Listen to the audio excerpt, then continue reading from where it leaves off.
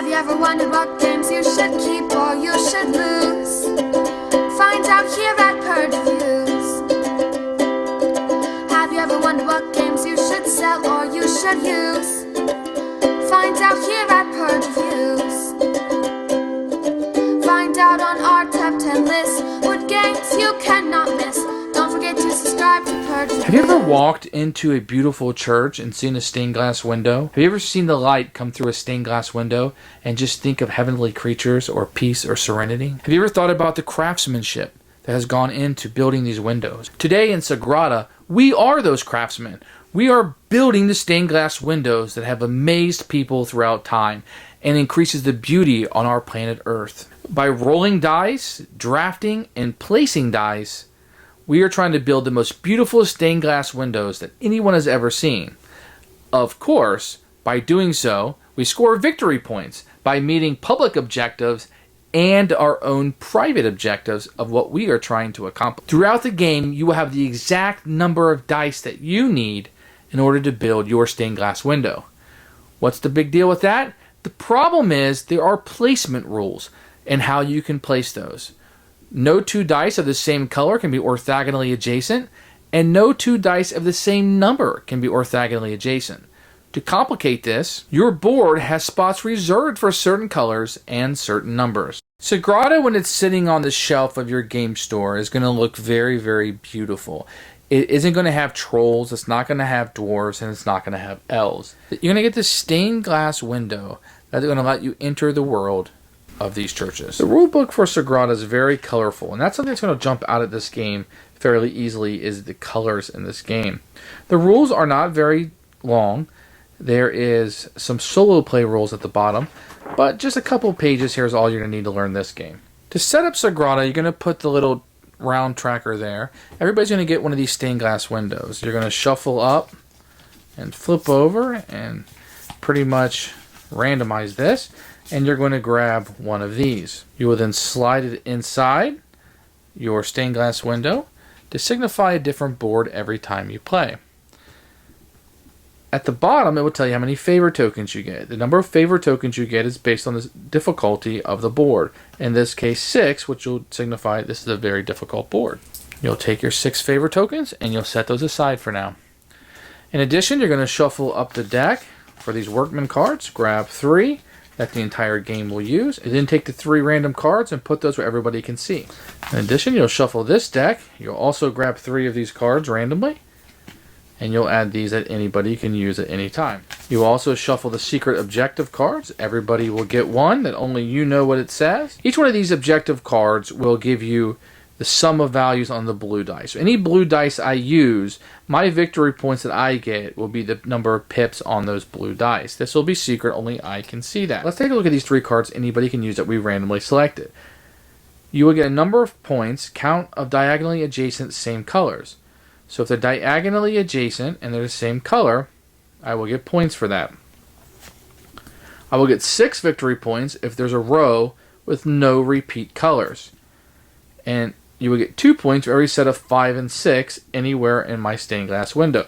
And there's plenty of these in the game. You'll use 3 each time and they will change. Now these 3 craftsman cards, these are randomly assigned and each will do something different.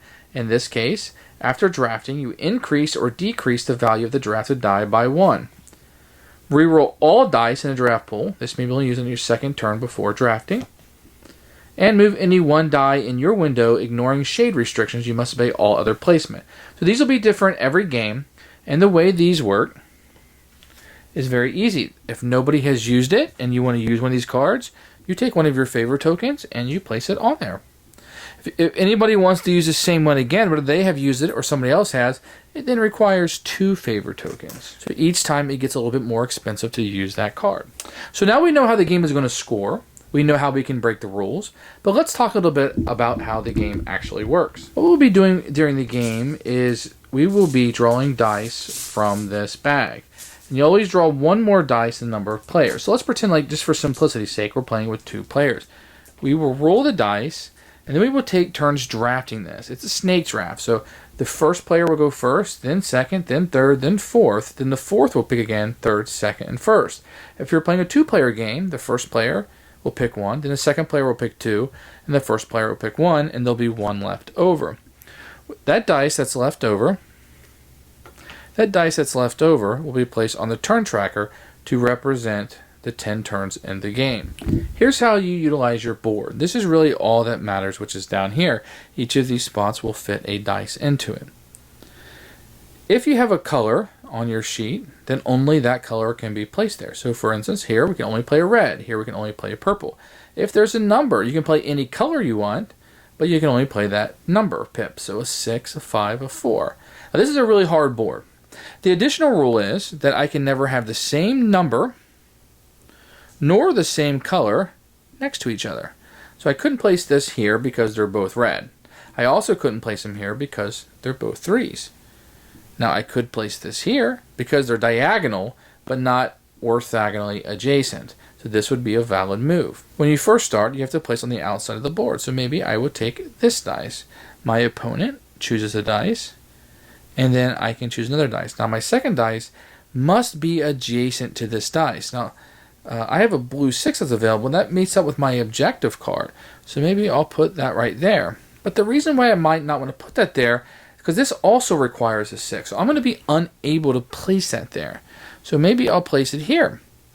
Now this might be a good move because I can still place a blue there because it's diagonal, and it gives me a little bit of more options. And let's say my opponent picks another one, and now the dice that's left for me is, I placed my 2, so I'm done. This will be the turn marker. At any point on your turn, you can utilize these crafts cards, once again, by using your favorite tokens.